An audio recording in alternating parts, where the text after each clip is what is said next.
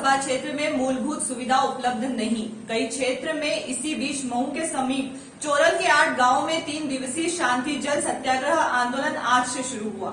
आदिवासी जनजाति टंटिया मामा मंच पर बेका में अपनी विभिन्न मांगों को लेकर किया धरना प्रदर्शन। यह पर कैबिनेट मंत्री उषा ठाकुर व कई प्रशासनिक अधिकारी भी पहुंचे और समस्या का निराकरण करने की बात कही। हीरा सिंह ठाकुर की रिपोर्ट। विभाग महू तहसील विधानसभा में ज्यादा से ज्यादा हिस्सा वन समिति को मिला है। मेरा आपसे अनुरोध है कि अगर कोई व्यक्ति फॉरेस्ट की सीमा से अपने गांव गुजरता है और अधिकारी उसको दबाव में लेकर बोलता है कि तेरी साइकिल पे लकड़ी है, निजी जमीन भूमि में से अगर कोई सूखे वृक्ष की डाली डालकर ले जाता है और छोटा सा अधिकारी उसका केस बना देता है।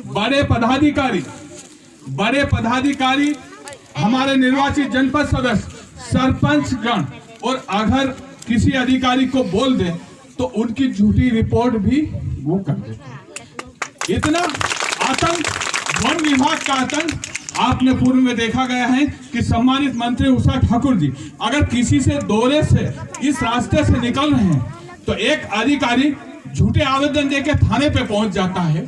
जनप्रतिनिधि क्या महू विधानसभा में क्या जनता की सेवा और हित में वो वहां नहीं जा सकता है? मेरा आपसे अनुरोध है कलेक्टर महोदय जी, मध्य प्रदेश शासन के मंत्री महोदय, अपने ठेस लगने के बाद इतना चुप बैठे हैं। ये आवाज मध्य प्रदेश शासन केंद्र सरकार तक पहुंचे और जनप्रतिनिधि को इतना अधिकार हो। अधिकारी वर्ग हम जानते हैं, मंत्री जी अपने स्तर से अधिकारियों से ऊपर बात करके समस्या हल करवाते हैं। यहाँ का जनपद सदस्य या सरपंच वो जनपद के हित तक वहां तक पहुंचता है। हम अनुशासन में चलते हैं। भारतीय जनता पार्टी का कार्यकर्ता एक कार्यकर्ता इतना बुलंद होता है और सभ्यता के साथ उनकी नीति रहती है भारतीय जनता पार्टी के कि अधिकारियों से कैसा बात करें। फिर इसके बावजूद भी अगर कोई अधिकारी कर्मचारी, दीदी मैं आपसे आग्रह करता हूं कि अगर जनता जनपद सदस्य निर्वाचित सदस्य के साथ कोई अवहेलना करेगा तो आपको हमारा साथ देना होगा। इस जनता का साथ, हम जनता के साथ में हैं।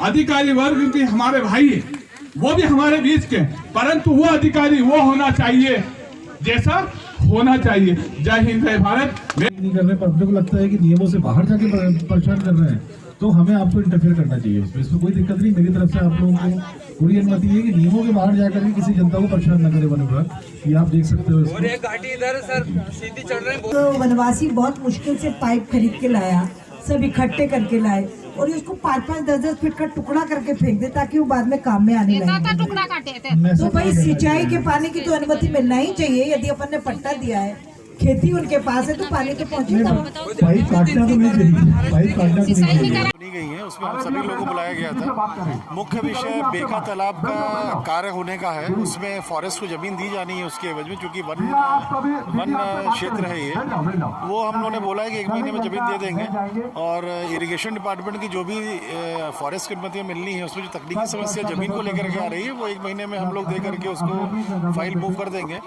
दूसरी प्रमुख समस्या यहाँ की थी जो रास्तों में जो माइनर रिपेयरिंग वर्क्स होते हैं उसमें फॉरेस्ट के यहाँ से परमिशन मिलने में दिक्कतें आती हैं। तो वो भी बात हो गई है कि टाइम पीरियड में इनको अनुमतियाँ मिलेंगी। जिन जिन विषयों पे वन विभाग मदद कर सकता है प्रचलित नियमों के तहत उसमें मिनिमम समय में करें, उसमें आम जनता को परेशानी ना हो। इसके लिए यहाँ के एसडीओपी साहब को भी बोला है कि जो अधिकार है वन क्षेत्रों में लोगों का कार्य करवाने को, जिसमें फॉरेस्ट के डीएफओ अनुमति दे सकते हैं, उसमें अनावश्यक विलम्ब न किया जाए और उसमें जनता के जो भी सुविधा है उसको देख करके त्वरित निर्णय किया जाए। उसमें पीने के पानी की उपलब्धता, उससे ज़्यादा बड़ी चिंता थी सिंचाई के पानी की, क्योंकि सिंचाई के पानी के अभाव के कारण यहाँ सब वनवासी के गेहूँ जीरे के जैसे बारीक ही रह गए थे। तो ये बहुत गंभीर चिंता का विषय था। बेका तालाब बनाना एक वर्षों का यहाँ सपना है इनका, पिछले 20 सालों से इनकी मांग है। मैं जब से आई हूँ 2 वर्ष से मैं सतत इस प्रक्रिया में लगी हूँ कि कैसे बेका तालाब व्यवहारिक धरातल पर उतर जाए। हमने सारी प्रक्रियाओं को पार किया। हमने जिलाधीश धार से जो जमीन राजस्व की वन विभाग को देना थी वो दिलवाई। पर कुछ 8 बीघा जमीन कम पड़ी क्योंकि वो ढलाव के कारण वन विभाग उसको ले नहीं सकता। तो 8.5 बीघा जमीन चिन्हित करने के निर्देश अभी माननीय जिलाधीश जी ने भी दिए और शीघ्र ही 8.5 बीघा जमीन जैसे ही वन विभाग को हस्तांतरित होगी, बेका तालाब का खुदना प्रारंभ हो जाएगा। कि यदि पहले अतिक्रमण पे सख्ती होती तो दूसरा आदमी वन में अतिक्रमण नहीं करता। तो कहीं न कहीं वन विभाग के अधिकारी मिलीजुली कुश्ती करके अतिक्रमण वन विभाग की जमीन पर करवाते रहते और ये मनुष्यता के लिए चिंता का विषय है।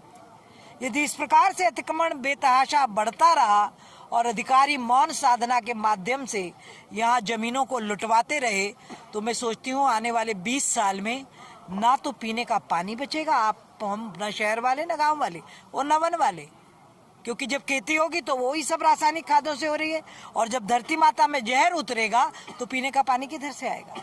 और वन को ऐसी बेतहाशा कटाई होगी तो सांस लेना भी दूभर होगा। इसकी गहन समीक्षा होगी माननीय मुख्यमंत्री जी, माननीय वन मंत्री जी, और इसका समाधान जड़ मूल से ढूंढ के इसको समाधित करेंगे और इन लोगों को कोई तकलीफ पीने के पानी की, सिंचाई के पानी की ना